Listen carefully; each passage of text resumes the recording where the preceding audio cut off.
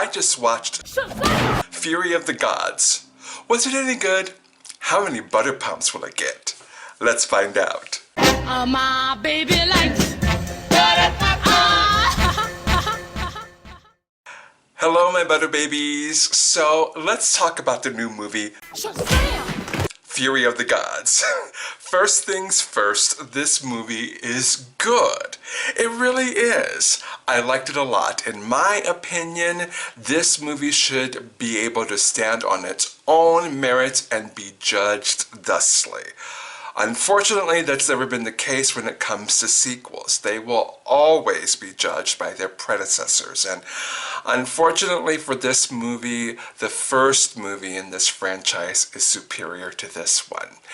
That being said, that does not mean this is a bad movie. Far from it. As I said before, I thoroughly enjoyed this movie, and I encourage you to go see it.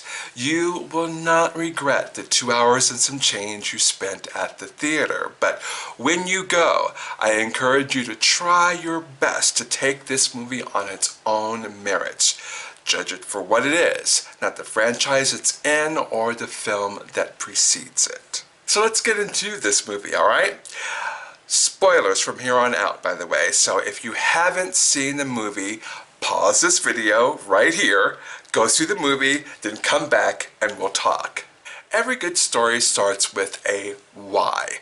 Why are the Daughters of Atlas, the big bads in this movie, by the way, doing what they are doing?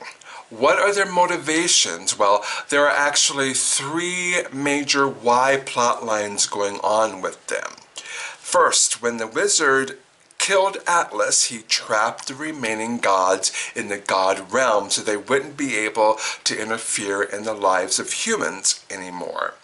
When Billy broke the wand at the end of the first SHAZAM movie, he also broke the spell that held the remaining gods in the god realm, notably the Daughters of Atlas, who now want revenge. The second why involves the wand itself acting like a battery of sorts. When Billy Batson shared his powers with the rest of the family, it diminished the power of the wand. So the second reason for the Daughters of Atlas, or after the Shazamily, is to reclaim the power of the wand.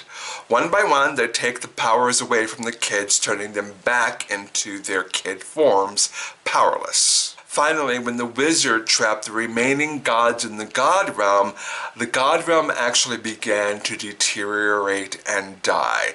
Apparently, the golden apple, which holds the seed of life, was separated here on Earth from the god realm.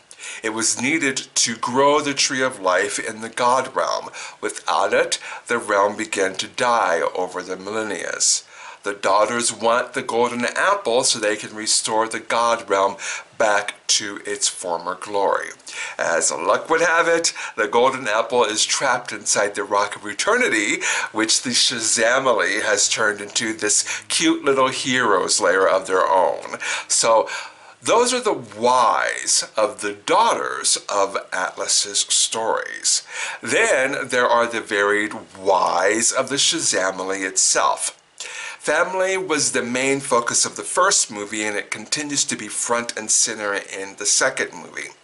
Billy Batson is trying his best to keep the Shazamily together, but as the kids are growing up, they're beginning to have their own interests and their own lives. Freddie Freeman is starting to branch out on his own as far as his own abilities are concerned.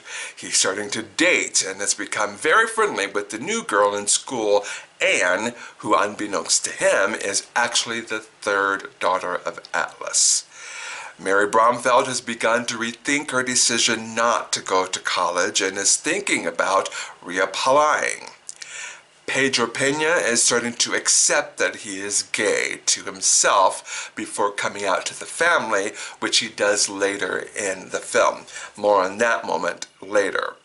Billy is 5 months away from turning 18 and aging out of the foster care system, which means Victor and Rosa may not be able to afford to keep him around.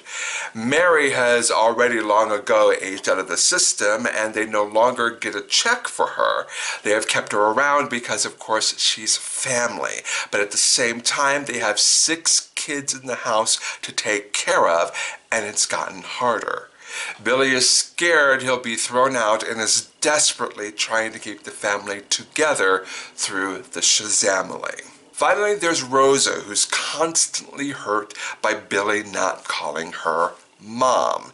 She has yet to have that conversation with him, and Victor assures her that Billy will eventually come around. So from jump, we have at least 8 reasons why in this film.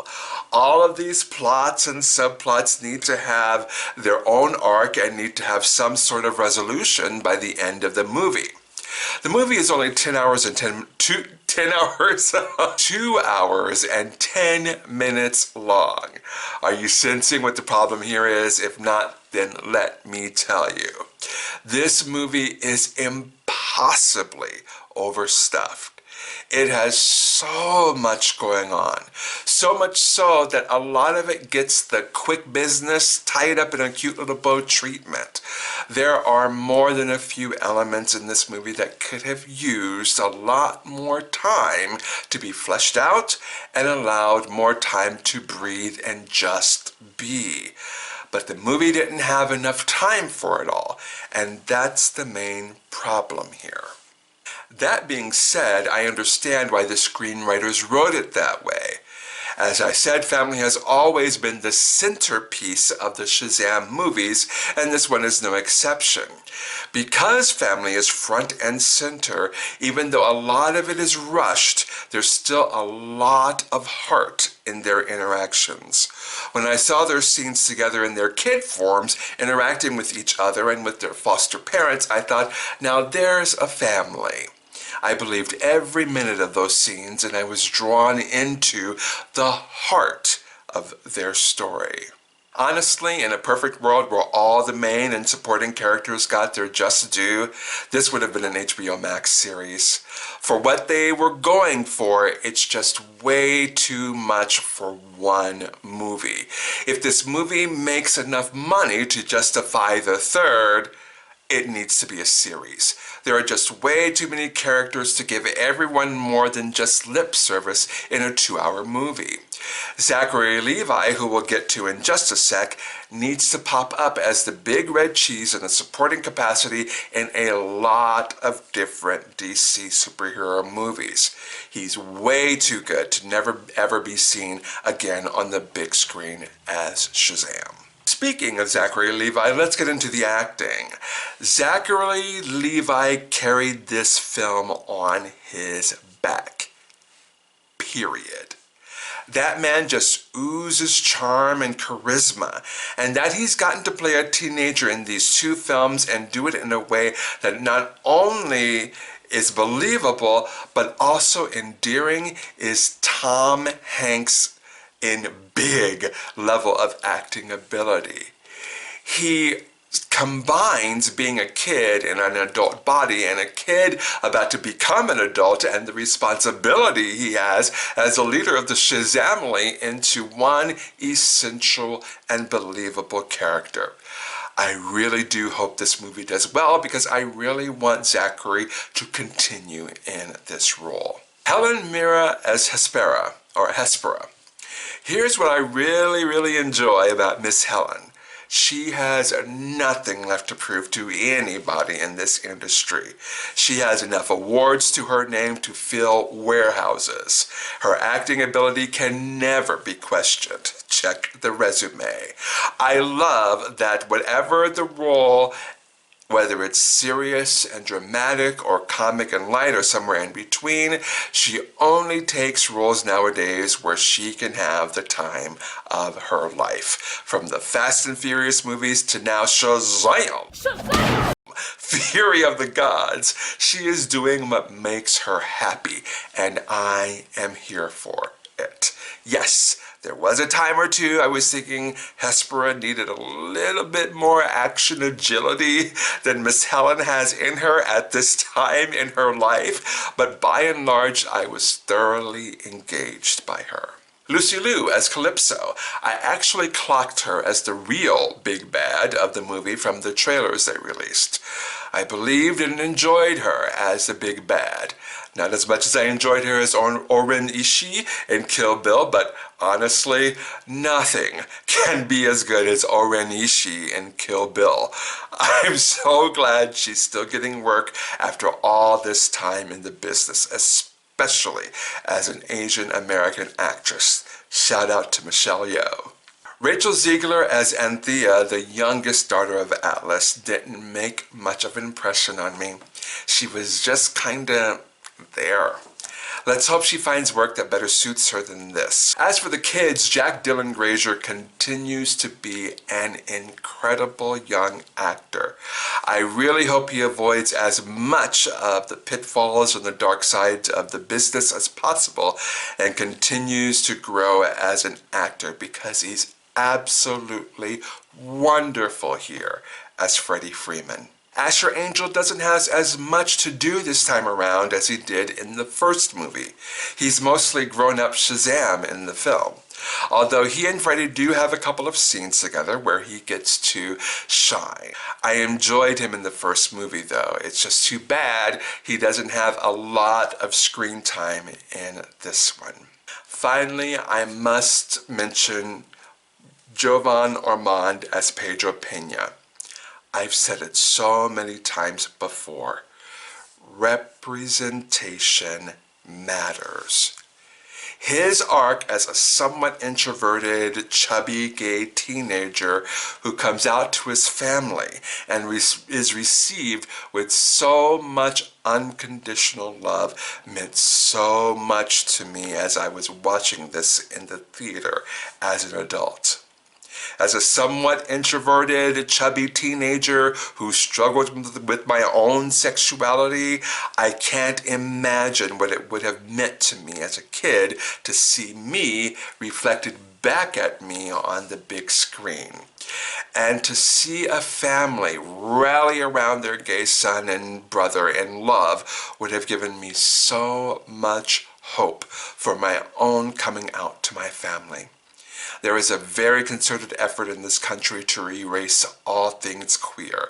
And even though that scene in Shazam is so quick and tiny in relation to the rest of the film, it shows why it is so necessary to have that kind of representation on screen. That one tiny scene is going to give a queer kid out there hope. Jovan played Pedro with a lot of heart. I can't wait to see his career grow and flourish after this. The other kids and the parents, unfortunately, didn't make much of an impression on me. There wasn't a lot of character growth and evolution for any of them. If you saw them in the first movie, you basically saw them in this one too. They really didn't have much to do, but again, to the screenwriter's credit, this movie went to great lengths to make sure each main character had at least one moment to shine, and when it was their moment, they did. 6 kids, 2 adults, plus 3 main villains is a lot of characters to flesh out. Unfortunately, some of the characters got the short end of the stick. That being said, I really like this family. I hope we get a TV series out of it so we can enjoy all of them even more.